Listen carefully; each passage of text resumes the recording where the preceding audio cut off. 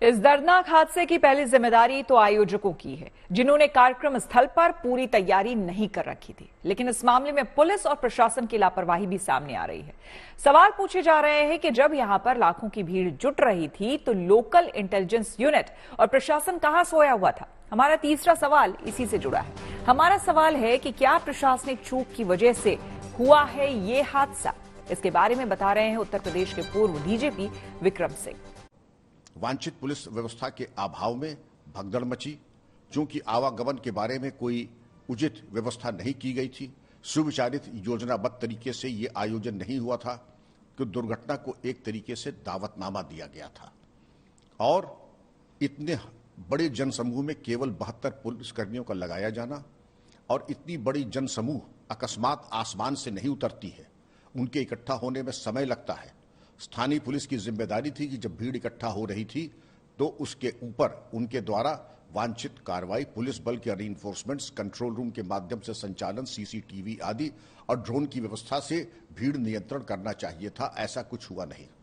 जब भगदड़ हो गई तो फर्स्ट एड और अस्पताल ले जाने की व्यवस्था भी दिखाई नहीं पड़ी और ये बताया जाता है कि पूरी तरीके से वहां पर दुर्व्यवस्था फैली थी अस्पतालों में और प्राथमिक चिकित्सा के अभाव में। हादसे की भयावहता को देखते हुए रूस के राष्ट्रपति व्लादिमीर पुतिन ने भी घटना पर अफसोस जाहिर किया है।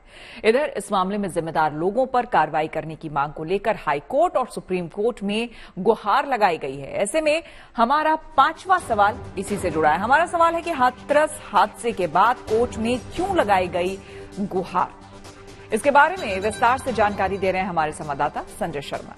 ये मामला सुप्रीम कोर्ट में भी एक जनहित याचिका के रूप में आ गया है।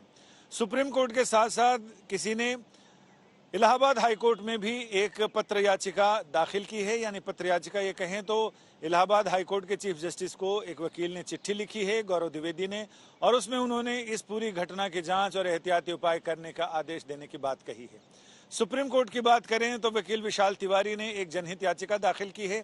जनहित याचिका में उन्होंने कई मुद्दे उठाए हैं। उन्होंने पहले तो ये कहा है कि इस पूरी घटना की जांच एक निष्पक्ष और उच्च स्तरीय एजेंसी से होनी चाहिए, जिसकी निगरानी सुप्रीम कोर्ट के मौजूदा जज या कोई सेवानिवृत्त जज को इसकी जिम्मेदारी सौंपी जाए। इसके साथ ही उन्होंने कहा है कि जो इसके लिए जिम्मेदार हैं, आयोजक और प्रशासक, जिम्मेदार लोगों के खिलाफ कड़ी कार्रवाई करने का आदेश सुप्रीम कोर्ट दे।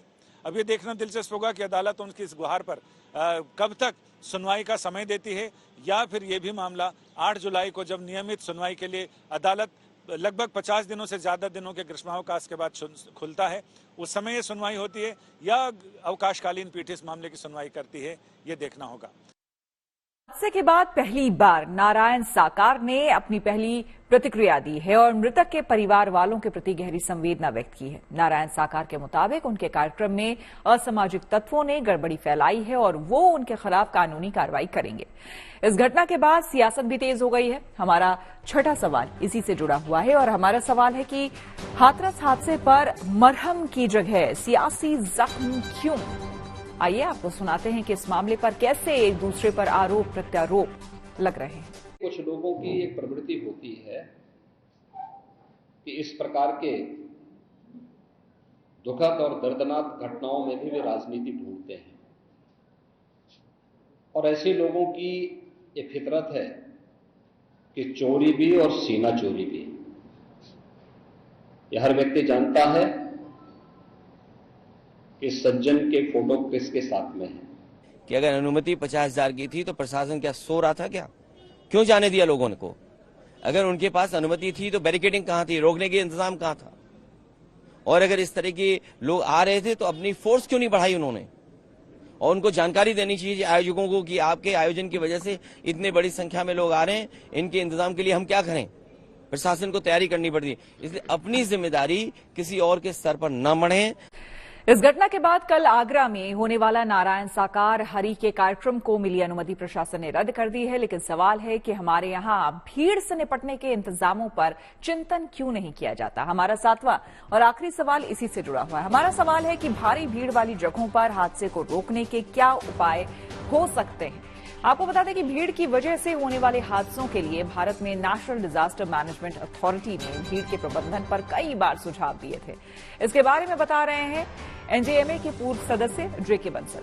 जब ऐसी गैदरिंग होती है तो एक डिसास्टर मैनेजमेंट प्लान बनाया जाता है वहां के लिए, क्योंकि 2005 के बाद में जो डिसास्टर मैनेजमेंट एक्ट हुआ है उसमें हमने गाइडलाइंस बनाई थी कि जब इस तरह की गैदरिंग है जहाँ कोई हादसा होने की संभावना है, वहां पहले से ही एक प्रिपेयर्डनेस होनी चाहिए।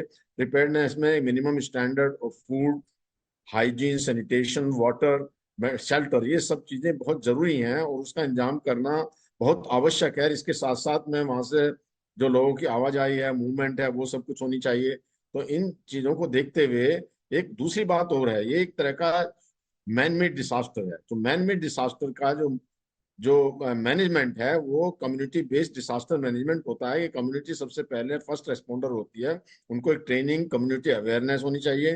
तो जो हाँ डिसास्टर की जो एक तैयारियां हैं जिसमें हम कहते हैं prevention, mitigation, preparedness, response, recovery, और ये जो फॉलो करना बहुत आवश्यक है।